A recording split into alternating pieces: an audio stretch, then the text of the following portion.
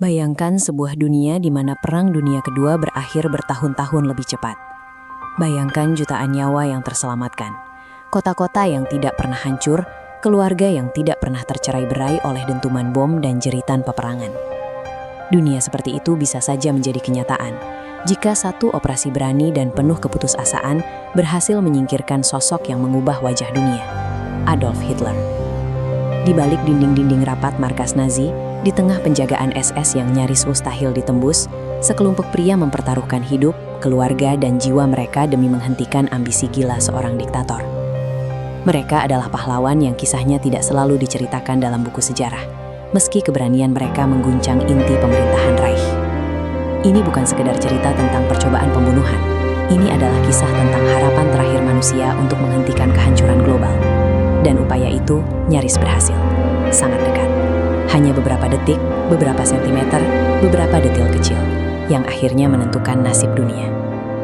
Assalamualaikum warahmatullahi wabarakatuh. Halo para pecinta sejarah dan pejuang ilmu dimanapun kalian berada. Semoga kalian semua selalu diberi kesehatan, kelancaran rezeki, dan ketenangan dalam menjalani setiap langkah hidup. Selamat datang kembali di channel War Story, tempat kita menggali kisah-kisah sejarah yang tersembunyi, mengejutkan, dan penuh pelajaran hidup. Jangan lupa untuk subscribe, like, dan tinggalkan komentar agar channel ini terus berkembang dan bisa menghadirkan cerita-cerita menarik lainnya. Yuk, kita mulai perjalanan menuju salah satu operasi paling dramatis dalam sejarah manusia. Sejak awal kekuasaannya, Hitler bukan hanya menebarkan ketakutan ke dunia luar, tapi juga ke dalam tubuh pemerintahannya sendiri. Banyak pejabat tinggi Jerman menyaksikan bagaimana keputusan-keputusan Hitler makin tak masuk akal, semakin dikuasai oleh amarah dan ambisi tak terbatas. Mereka melihat rekan-rekan yang berbeda pendapat tiba-tiba menghilang, dieksekusi, atau dipermalukan di depan umum. Ketidakpuasan ini mulai tumbuh bagaikan bara yang tidak terlihat, tersembunyi di balik wajah formal yang penuh penghormatan palsu kepada sang Führer. Namun, semakin banyak nyawa tak berdosa yang melayang, semakin kuat pula tekad sebagian tokoh militer untuk melakukan sesuatu yang lebih besar dari sekedar membantah. Mereka sadar, Jerman sedang terseret ke arah kehancuran total, dan Hitler adalah pusat dari malapetaka itu. Maka, hari demi hari, diskusi rahasia mulai terjadi. Bisakah sang diktator dihentikan? Bisakah dunia dipulihkan? Para jenderal yang berani berpikir demikian tahu bahwa mempertanyakan keputusan Hitler saja sudah cukup untuk membuat mereka digantung hidup-hidup oleh Gestapo. Tapi rasa takut itu perlahan berubah menjadi amarah dan rasa tanggung jawab. Jika bukan kita, siapa lagi? Pertanyaan itu bergema di ruang gelap kediaman para perwira, di lorong kantor, di bisikan rapat rahasia. Mereka sudah melihat ramalan buruk masa depan. Jerman akan kalah, Eropa akan hancur, dan manusia akan kehilangan harapan. Beberapa tokoh seperti Ludwig Beck, Karl Godeler, hingga Klaus von Stauffenberg mulai mengumpulkan keberanian untuk melakukan sesuatu yang tak terbayangkan, mengakhiri hidup sang pemimpin mereka sendiri. Ini adalah langkah yang bisa menodai nama keluarga mereka untuk generasi mendatang. Tapi bagi mereka, itu adalah satu-satunya jalan untuk menyelamatkan dunia. Klaus von Stauffenberg bukanlah sosok pemberontak sejak awal. Ia lahir dari keluarga bangsawan Jerman yang dihormati, tumbuh dalam tradisi militer yang disiplin dan terhormat.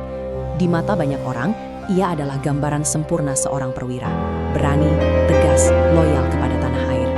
Ketika Hitler naik berkuasa, Stauffenberg seperti banyak orang Jerman lain, awalnya percaya bahwa pemimpin baru itu bisa membawa Jerman keluar dari keterpurukan ekonomi dan penghinaan pasca perjanjian Versailles. Namun seiring waktu, ia mulai melihat sisi gelap Reich, kebijakan diskriminatif, pembantaian terhadap kelompok tertentu, dan perang tanpa akhir membuatnya muak. Puncaknya terjadi saat ia ditempatkan di front Afrika Utara. Di sana ia menyaksikan sendiri penderitaan tentara, perintah kejam tanpa logika, dan ambisi Hitler yang semakin tak terkendali. Serangkaian luka perang membuatnya kehilangan satu mata, beberapa jari, dan sebagian mobilitas tubuhnya. Namun luka fisik itu justru menyalakan api perlawanan dalam dirinya. Ia menyadari bahwa Hitler telah menyeret bangsa Jerman ke dalam juram, dan seseorang harus menghentikannya, bahkan jika itu berarti mengorbankan hidupnya sendiri. Ketika kembali ke Berlin, Stauffenberg bertemu dengan lingkaran perwira dan pejabat yang diam-diam menentang Hitler. Ia melihat bahwa mereka membutuhkan seseorang yang tidak hanya berani, tetapi juga berada di posisi penting untuk mengeksekusi rencana besar. Dengan kondisinya yang cacat, banyak yang mengira ia akan memilih hidup tenang. Namun Stauffenberg justru memutuskan mengambil peran paling berbahaya. Ia paham bahwa setiap langkahnya diawasi, setiap gerakan bisa berakhir dengan kematian. Tetapi idealismenya tentang Jerman yang damai, bermartabat, dan bebas dari tirani membuatnya tak gentar. seseorang harus melakukannya. Begitu kata yang terus ia ulang dalam hati. Ia bukan sekedar pria yang ingin menggulingkan Hitler, tetapi seorang patriot yang percaya bahwa menghentikan kejahatan adalah tanggung jawab moral tertinggi. Keputusannya itu menjadi fondasi dari salah satu rencana pembunuhan paling dramatis dalam sejarah, Operasi Valkyrie. Dan dialah yang nanti akan berdiri paling dekat dengan bom yang dimaksudkan untuk mengubah nasib dunia. Operasi Valkyrie secara resmi adalah rencana darurat militer untuk menjaga stabilitas Jerman jika terjadi pemberontakan internal. Namun, para konspirator melihat potensi lain, menjadikannya alat untuk menggulingkan Hitler. Dengan kecerdikan luar biasa, Stauffenberg dan para perwira lainnya memodifikasi dokumen operasi itu agar setelah Hitler tewas, mereka bisa mengambil alih Berlin menggunakan tentara cadangan. Secara resmi, seolah melaksanakan perintah negara. Ini adalah rencana yang indah namun sangat berbahaya. Jika Hitler tidak mati, maka mereka semua yang akan dieksekusi. Setiap detail dipikirkan dengan teliti. Siapa yang mengirim pesan, siapa yang menguasai radio, siapa yang menangkap petinggi SS, siapa yang mengumumkan keadaan darurat. Semua harus terjadi dalam hitungan menit, tanpa celah sedikit pun. Keberhasilan rencana ini membutuhkan penghancuran pusat komando Nazi dalam satu ledakan yang sempurna. Dan itulah tugas Stauffenberg. Ia harus meletakkan bom itu, meyakinkan semua orang bahwa ia hanya membawa tas kerja, lalu keluar dari ruangan sebelum semuanya meledak. Namun ada hal-hal yang tidak bisa mereka kendalikan. Perubahan jadwal Hitler yang sering mendadak, lokasi rapat yang tidak pasti, dan penjagaan ketat yang bisa saja membongkar tas Stauffenberg setiap saat. Meski demikian, rencana tetap berjalan. Para konspirator tahu bahwa kesempatan seperti ini tidak akan datang dua kali. Mereka menyembunyikan bom dalam tas yang dirancang khusus agar terlihat biasa. Stauffenberg juga harus menyiapkan detonator dengan satu tangan, sesuatu yang memerlukan ketenangan luar biasa. Semakin dekat hari pelaksanaan, semakin sering ia menatap bayangannya sendiri, bertanya apakah ia akan dikenang sebagai pengkhianat atau pahlawan. Dalam hatinya ia tahu sejarah akan menilai dengan caranya sendiri. Tapi ia tidak mencari kemuliaan, ia hanya ingin mengakhiri kekejaman. Ketika akhirnya hari itu tiba, semua anggota konspirasi merasakan ketegangan yang mengguncang jiwa. Mereka berdiri di pintu sejarah, menatap masa depan dunia yang mungkin berubah selamanya. Tanggal 20 Juli 1944, Stauffenberg memasuki markas Wolfschanze, sarang serigala Hitler, dengan raut wajah tegas namun penuh kecemasan tersembunyi. Di dalam tas kerjanya ada bom yang telah ia siapkan dengan satu tangan, senjata yang bisa mengakhiri perang. Namun begitu tiba di lokasi rapat, ia dikejutkan oleh perubahan mendadak. Rapat tidak diadakan di bunker seperti biasa, melainkan di sebuah barak kayu yang ventilasinya lebih terbuka. Ini membuat bom kurang efektif. Tetapi mundur bukan pilihan. Ia melirik jam, menghitung waktu ledakan, menaruh tasnya dekat kaki meja yang tepat di dekat Hitler, lalu berpura-pura pergi untuk menerima panggilan telepon penting. Detik-detik itu seperti berjalan sangat lambat. Napasnya tersengal, tapi ia tidak bisa menunjukkan kegugupan. Setiap langkah menuju pintu keluar terasa seperti menginjak medan ranjau. Di luar, ia hanya bisa menunggu, berharap ledakan itu cukup kuat, berharap dunia berubah dalam satu kilatan api. Saat ia menjauh dari gedung, suasana semakin mencekam. Para penjaga yang lalu lalang, bisikan perwira di lorong-lorong, dan kecemasan yang terus menghantui membuat jantungnya berdetak tak beraturan.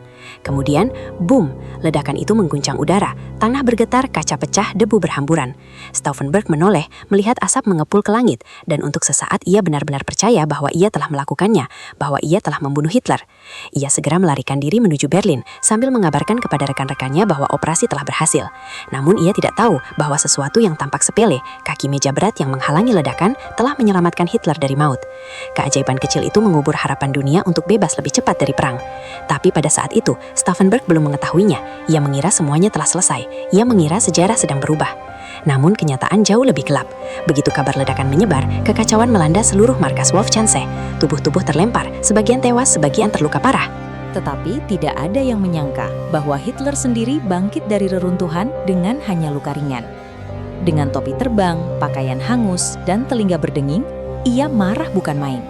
Bukan karena nyaris terbunuh, tetapi karena seseorang dari lingkaran militernya sendiri telah mencoba menghabisinya.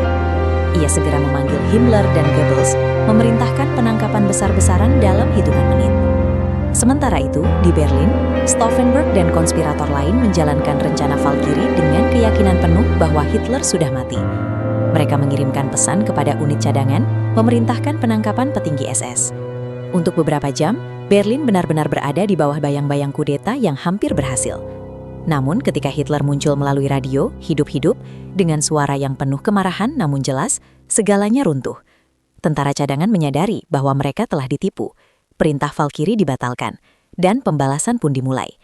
Gestapo bergerak cepat. Mereka menangkap siapa saja yang dicurigai terlibat, menyiksa mereka untuk mendapatkan nama-nama lain. Satu demi satu, konspirator jatuh. Pada malam itu juga, Stauffenberg dan beberapa rekannya ditangkap di Bandler Block. Dalam kegelapan malam Berlin, mereka dibawa ke halaman untuk dieksekusi. Stauffenberg, meski lelah dan sadar bahwa rencananya gagal, tetap berdiri tegak. Dengan mata yang penuh keyakinan, ia berteriak sebelum ditembak. Es lebe das Heilige Deutschland. Hidup Jerman yang suci. Kata-kata terakhir itu bukan teriakan pemberontak, tetapi doa seorang patriot yang percaya bahwa suatu hari bangsanya akan bangkit dari kelamnya tirani. Peluru pun dilepaskan, mengakhiri hidup seorang pria yang hampir mengubah dunia. Sangat dekat. Beberapa menit, beberapa inci, beberapa perubahan kecil saja yang menentukan segalanya. Setelah kegagalan operasi Valkyrie, Hitler menjadi jauh lebih brutal. Ribuan orang ditangkap, ratusan dieksekusi, termasuk mereka yang tidak mengetahui apa-apa.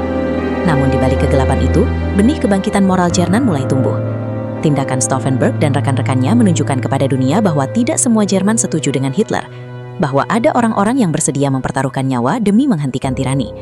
Mereka bukan sekedar konspirator, mereka adalah simbol harapan dan keberanian, penanda bahwa bahkan di bawah rezim paling menakutkan sekalipun, selalu ada orang-orang yang memilih melakukan hal yang benar. Seiring berlalunya waktu, generasi muda Jerman mempelajari kisah mereka, bukan sebagai pengkhianat, tetapi sebagai pahlawan yang menolak tunduk pada kejahatan. Warisan keberanian mereka menjadi cahaya yang terus menyala, mengingatkan dunia bahwa kebenaran selalu punya pejuangnya sendiri. Di dunia modern, operasi Valkyrie masih dipelajari sebagai salah satu aksi perlawanan paling berani dalam sejarah manusia. Banyak orang bertanya, bagaimana jika mereka berhasil? Dunia akan berbeda, jutaan nyawa bisa terselamatkan. Tetapi sejarah tidak berubah, hanya memberikan pelajaran. Dan pelajaran utama dari kisah ini adalah bahwa keputusan moral seringkali menuntut pengorbanan yang tidak kecil. Stauffenberg mungkin gagal membunuh Hitler, tetapi ia berhasil menunjukkan arti keberanian sejati. Berdiri melawan kejahatan meski peluang keberhasilan sangat kecil. Ia mewakili suara hati manusia yang menolak tunduk pada ketidakadilan. Dan karena itu, namanya tetap hidup sebagai simbol perjuangan. Sampai hari ini, dunia mengenang mereka bukan karena kegagalan, tetapi karena keberanian yang mereka tunjukkan dalam menghadapi tirani. Sahabat War Story, dari kisah ini kita belajar bahwa keberanian bukan selalu tentang kemenangan. Kadang, keberanian adalah tentang memilih jalan yang benar, meski itu berakhir dengan pengorbanan tertinggi. Para tokoh dalam operasi ini mungkin gagal menggulingkan Hitler, tetapi mereka berhasil menunjukkan bahwa dalam kegelapan paling pekat sekalipun, selalu ada manusia yang memilih menjadi cahaya. Semoga kita semua diberikan kekuatan untuk berpegang pada kebenaran, membela keadilan, dan menjadi pribadi yang bermanfaat bagi sesama. Jangan lupa subscribe, dukung channel ini, dan bantu sebarkan kisah-kisah penuh hikmah seperti ini. Sampai bertemu di episode berikutnya. Wassalamualaikum warahmatullahi wabarakatuh.